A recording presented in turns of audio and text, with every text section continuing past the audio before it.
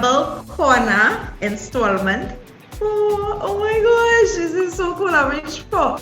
Today I am with, I think we're doing like a trend here, We go guy, girl, guy. So there's another girl in the lineup this week. And we're going to a tough one. I breaks myself because she threw the punches.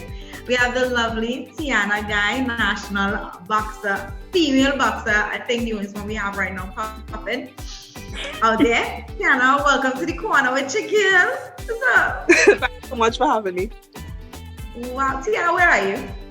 I'm currently in Colorado, US. Colorado Springs, to be exact, USA. Oh, you end up in this COVID. How? I came up here to get some work and everything went south after that. Borders closed, things get postponed, pandemic, no roti, no crap. No shit, that's all when I wrote, that was not cool, eh? You tagged me on Instagram and your good stew chicken. We will talk about that later.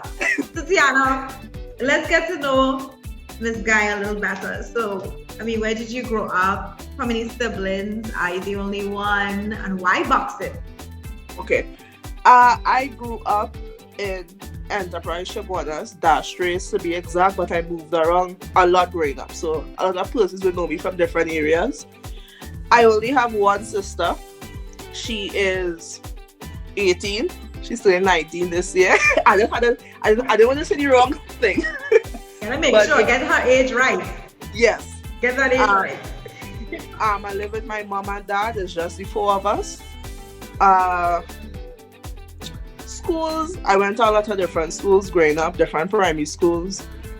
Secondary school, I graduated from Shabonas North and attended USC with my bachelor's. And I started boxing to lose weight. That is really what it came down to.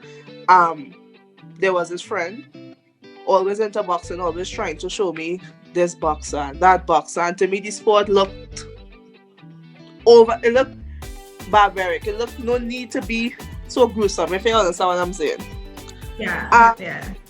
And then I came up one day, 595 Factory.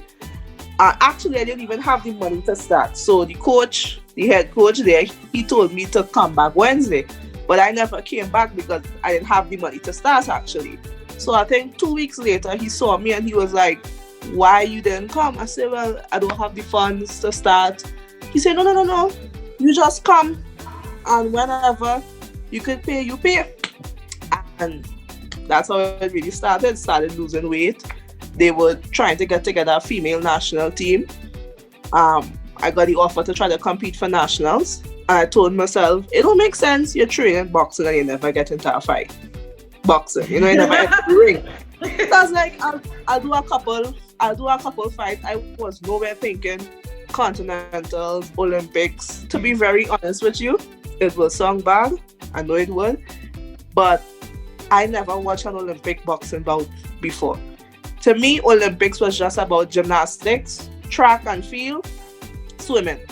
That's the only sports I will actually look at. So when they say Olympic style boxing, I was like, okay. So after nationals and Caribbean, the head coach at that time, Floyd Trumpet, he told me, we want to send you CSC qualifiers. I'm like, what is that? He said, you don't know what CSC qualifiers? I said, no. He was like, wow. He said, okay, no problem. We explain it to you. So I remember going on the internet that time, typing in CSC. That's games. The Caribbean. That's the Caribbean Central America, yeah. Oh, yeah. Right. So I was like, oh, okay. Or And then I saw CSC. yeah, CSC. Right. Something. I suppose hearing something different. So you Then didn't know what CSC was? No. Tianna, how old were you? 20 years. I think I'm now to 20 years. So you started boxing? Not young. Yeah, I started boxing maybe 3 years ago. Yeah. I only have 10 fights, and when you compare that to the international girls I compete against, they have like hundreds, maybe 100 and something fights, or 200 and something fights. So yeah, I'm pretty new in the sport. But you approach it so seasoned though. I remember when you took part last year, you were outside, yes? But your approach to the game is so seasoned, like you've been doing this for over 10 years. I think that came from the team I had around me. The team started with fine line, and then I made that transition to the national team. The head coach right now, Ronald Cox, he has been to maybe 2 or 3 Olympic Games, 2012, 2016 Olympic Games, I believe. So he has been on the highest level. He's seen some of the best athletes compete. Some of my teammates as well, Michael Alexander, he was boxing since he was 7 years. So a lot of my confidence and stuff came from being around them and seeing how they approach situations and how they handle stuff. So I think that is where I got that approach, as if I'm here way more than I really am. Yo, what your family thought about it? Like when you just like, I'm boxing or I'm professionally, like. My mom actually, she started off training a little bit with me, and then she was like, no, she can't keep that up. And my dad, when he found out, he was happy, extremely supportive. I mean, I think honestly and truly, he is the biggest supporter I have. Every fight, he stays up and watch it. Whoever he knows, he sends the fights to. If I send him a video with me, I think I did a video with me doing pull-ups. He sent it to almost everybody he know. He just he's proud. Yes, he proud is. Papa. That's good. So talk to us about the professional fights outside that you've taken part in so far in your short career. So the fights I have taken part in, I would say, how do I say this? I would say that I think every fight I've been to since I've started boxing, I think it's prepared me to be a better athlete. I'll explain what I'm saying. So every fight I go into, you see a drastic improvement. You see this, it's almost like a new fighter. I think in my 3rd fight or 4th fight, I went from being very flat-footed, not much head movement, to now moving around the ring, head movement, body movement. So I think me competing at such a high level, even though I'm not, I wouldn't say to par with them, but my accolades isn't matching theirs, I think it's fast forwarding me to improve, because it's like I have to fix the mistakes quicker. I don't have time to, okay, well, we'll work for 9 time, because look at it this way. I have Olympic qualifiers coming up in March, okay? And let us say that I don't qualify at Olympic qualifiers. I have another shot at a World qualifiers. After that, Olympics. I still won't have time to, how to put it, to dial back, because I will have World Championships coming up, Caribbean Championships coming up, and the following year is other big tournaments coming up. So it's like I'm always on the big stage, but at the same time, it would help me become a better boxer later on. So that's basically your learning platform. Yes, the big stage. That is, the big stage is your learning platform. How does it feel being around all these guys in the sport locally, where Giselle and Uria, of course, you can't not ignore those names. However, you being, how is it for you being, to me, the lone girl amongst those guys? Is it something that you want to encourage to see more girls join? Are you hoping that your journey encourages and doubles the participation from females? Of course. That is actually one of my, I would say, my goals after leaving the sport. I would like to see an increase in female boxing, and also a general increase in sport, because I feel like Trinidad and Tobago, we're not a strong sported country like that. And I think that through the athletes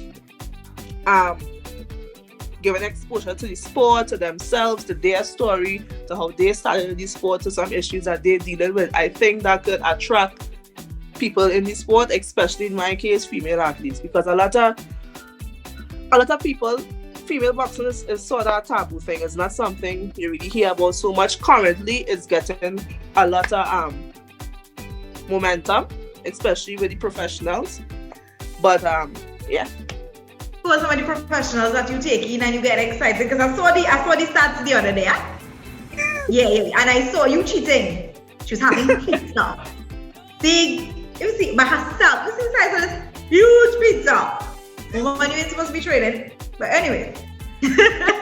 So, talk to us about some of your influences internationally. Now that you're in this sport, because remember, you didn't used to like to watch. Yes, I know. I remember when I went to my first World Championships at my 5th fight. And I remember before that, I was like, okay, I wanna like Google some female boxers. Let me see just any female boxer. And I remember this girl came up, Ramla Ali. And she is a Somalian boxer, a refugee. She lost her brother in a bombing back in Somalia. She escaped to London, now she boxing. And this was she at the Olympics? Was she at the previous Olympics? She was at the previous Olympics.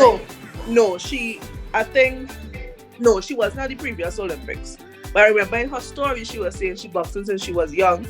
She was Muslim, and every time she get close to competition, her parents didn't know she was boxing. So she was scared that they might find out, so she would pull out from the tournament. Eventually she told them, and now she's the only female boxer represented Somalia.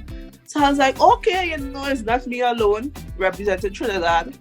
So when I got to India and I was looking at the draw sheet, I remember I saw her walked in. I was like, what? And then the girl I was with, Kimberly from Barbados, she came up and talked to her. I was like, you know her? She was like, yeah, Ramla, everybody know her and stuff like that. And I was like, wow. And for me, it was an honorable feeling to be around like the likes of Mary come and see them compete and see some of the best females in the world actually compete.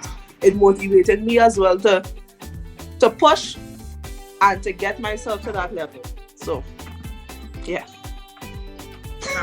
You seem to me a very strong individual. I know we probably had this conversation many times, but I always tell you, you come across very strong, personality-wise, and even the way you approach and deal with things. And recently, I had to share one of your posts. I know it had to do with mental health day when you put up a post and you shared something really personal that I thought would be so cool for everybody to hear, because they look at you and they see you all smiles. Seems like you have everything in order. It comes across so like put together, and I'm like, yes, like I got this. They don't know what actually goes wrong sometimes that could, to bring people to certain places. And I wanted us to touch on that, because mental health is a serious thing, especially among athletes. And I don't think people get to understand how serious it is and how it could make and break people. I think, I agree with what you say, because a lot of people view mental health as a joke, as, oh, the person just playing, the person just weak, stuff like that. And they don't really understand how difficult it is sometimes to pull yourself out of being in a dark place. People don't really understand that. And some years ago, like 6 years ago, I actually ended up in the hospital due to a suicide attempt, and that wasn't the only one. I'll put it that way. I think that was the one that was most serious that I actually ended up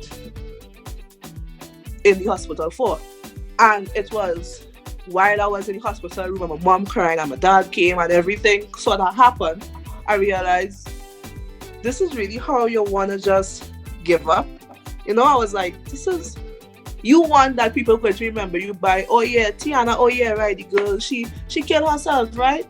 I didn't want that for myself. So I told myself, you had to find a way to get yourself together, to get yourself out of this. And I mean, from time to time, you still go through that relapse period where you have your doubts and your insecurities and all those stuff. But overall, I think having a good team around you, a good support system, and goals. For me, what helped me out of that situation was having goals for myself. It started with wanted to get all my CXC passes. Accomplished that. Okay, wanted to get a degree in biology. The next goal was supposed to be med school, but boxing slipped in. So Right. stuff get altered a bit, but still having goals, that helps you wake up in the morning. That helps you feel like, okay, you know what, I have to accomplish this goal. And the kind of person I've become is I don't like to quit. I have a serious issue with quitting and giving up and oh, I can't do it, so I'll just, you know. And I think that is what helped me as well push through that period, because I was like, okay, no matter how you're feeling, you can't let this beat you. You can't just give up. No matter what it is, you just can't. So I think that those are some of the stuff that really help. But that's you. Do you think that there are enough things being done holistically in sports to help deal with that? Even though that we have a lot of conversations taking place now. The conversation is out there and a lot of people are coming out and speaking on it in the NFL, football, all over the world.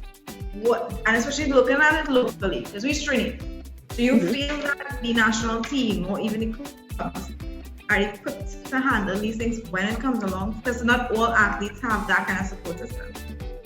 Yeah, I agree with that. Not everybody have access to, as I said, that support system. I don't want to speak on stuff I don't know, so I will just speak on what I have experienced from my old gym and the national team. My old gym as well, they were very instrumental in helping me along through that period, even though they didn't really know I was going through that period. It's like they didn't actually know I was suicidal and all those stuff. But it's like, I guess they could tell it certain stuff I would say, and they sort of try to help in that area. And then when I got to the national team, we have the EDPU, the sports psychologists, Amanda and Jolani. I work with them as well. And even the coaches, they have helped in more ways than one. Big example, I'm a perfectionist. I hate making mistakes. I hate failing. Nothing upsets me more than making a mistake. I know it sounds funny. I getting better at it, but other people can make sounds like you. Pretty much. Other people can make mistakes, and I'll be totally I will understand. Like, yeah, nobody perfect. Yeah, I understand. Yeah. But for me, no. So if, let's say, Cox call a particular combination and I make a mistake, in between that, I get so annoyed. So annoyed.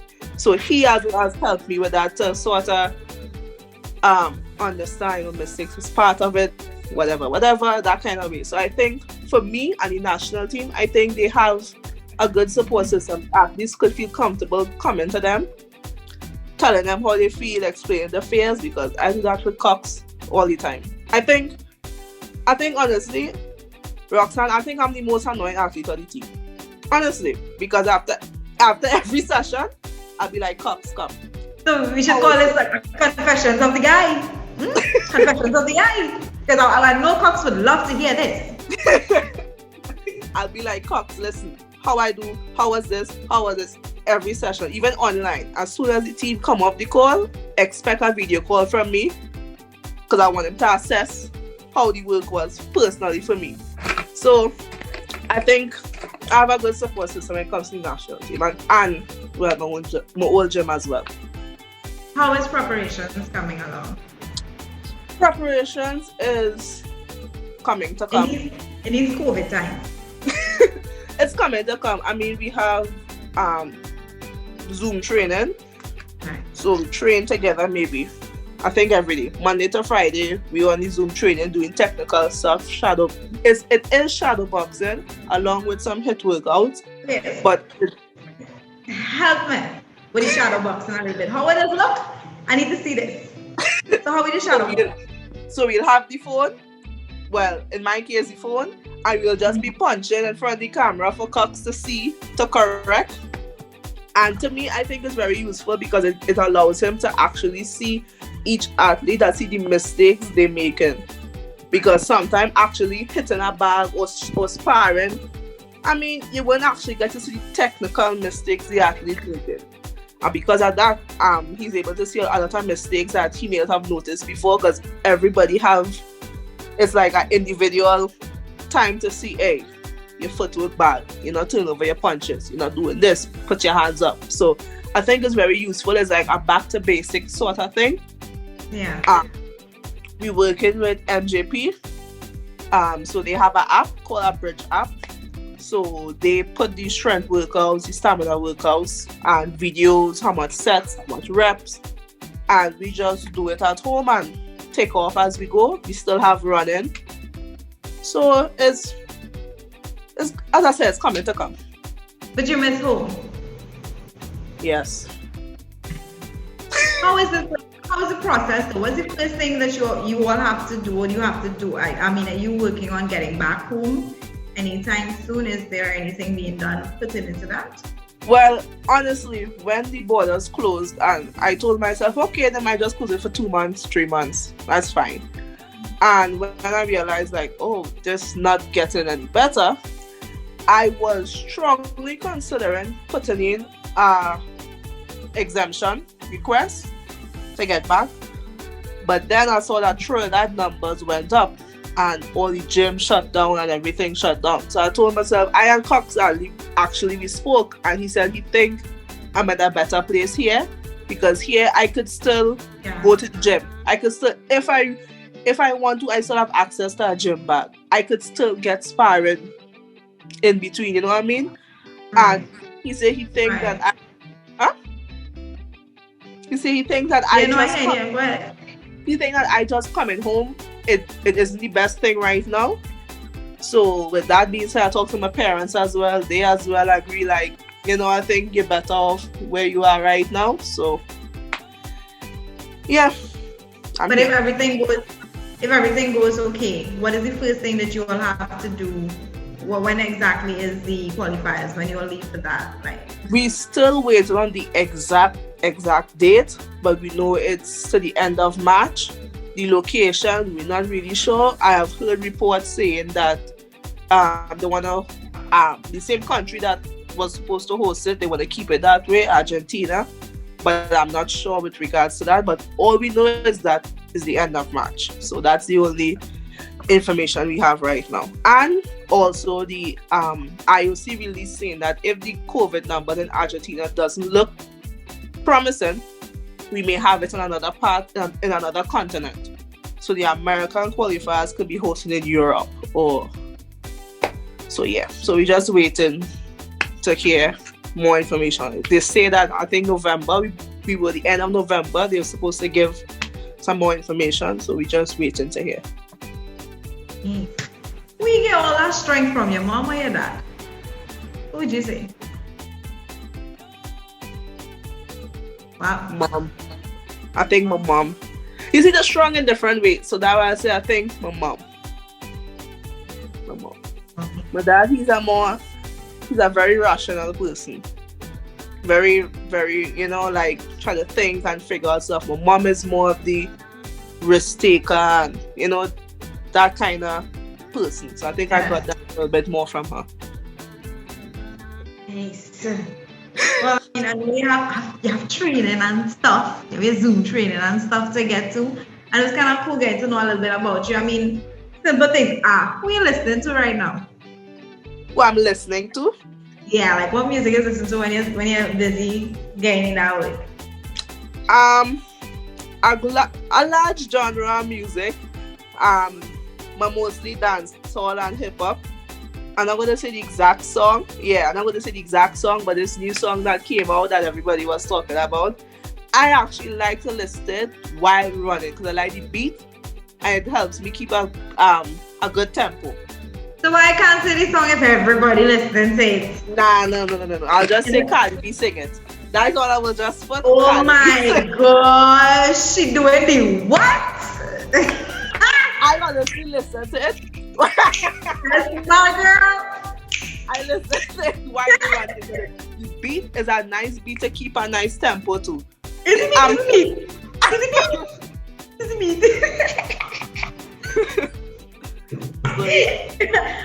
So the cooking always had that in there. It came out by force.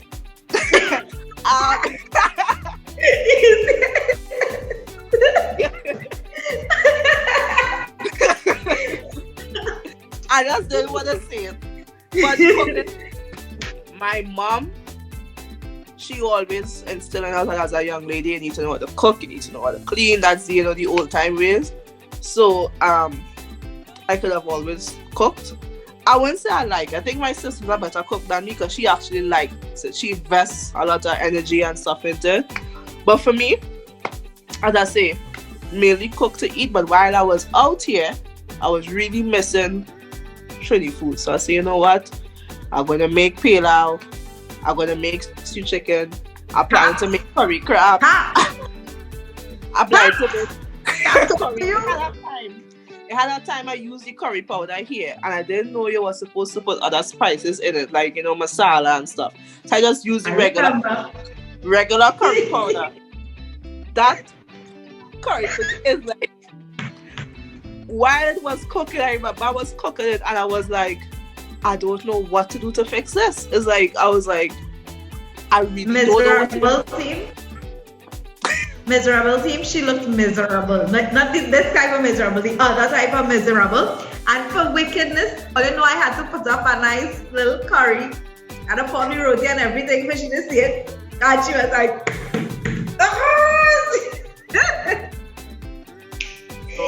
I know her. Wickedness. I just wicked.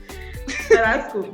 Sweetie, anything you want to say to especially the young women looking to take on sports and even young athletes? Anything extra you want to say to them, especially in COVID time? Because things aren't going to come back to the way it was before that quickly.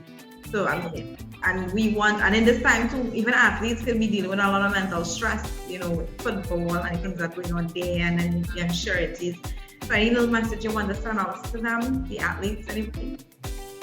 I think two things that they should keep in mind is resilience and being optimistic. Trust yourself that no matter what situation you're placed in, you will figure out a way to come out of it.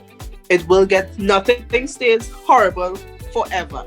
So whatever situation you're in, it will get better eventually. To me, that's the main thing. I think a lot of athletes right now, they are very worried about how they're going to compete, especially those that still have to qualify for the Olympics, how they're going to compete, how they're going to be, how ready are they going to be. And I think that sometimes you need to just take a step back and just go with the flow. Because I think as athletes, we always try to control situations, control everything as best as we can. We need to understand something just out of our control and just go with the flow and trust yourself, trust your team, trust the people you have, that it will work out the way it's supposed to work out. And for you all who don't know, she's a top-ranked female amateur boxer in the world, She's talking about a couple of the TNT boxers are top-ranked amateur boxers in the world, right? And you're one of them. How exciting that was to find out that? It was exciting because it was very exciting because it's like I never expected myself to be here. When I started boxing, I never came to the coach and say, I want to be a world champion, I want to be an Olympic boxer, I want to get an Olympic medal. So it's like every time I attend certain competitions or get certain achievements, sometimes it's like, wow, like you actually here. And years ago, nobody would believe this, years ago. By the way, I was a big fan of football. Loved it. I used to play it now and again. I remember it had the national team tryouts. I wanted to go so bad, but my mom didn't let me go. So I always told myself, I want to be in a sport. I want to excel in a sport. I want to. But I never really went after it, if that makes any sense. It's like I would say it, I'll be like, well, if it's for you, it's for you. And I'll leave it alone. So now, as I said, when like small things like this, like interviews and going to tournaments and those stuff, it's still a surreal moment for me. Well, we love you. So, we love Oh my God, thank you so much for taking some time out of your training and your preparations to chill with us in the corner. Hi, I'm Tianna Guy and I had fun in the miserable corner with the miserable team. Whoa! That's my girl.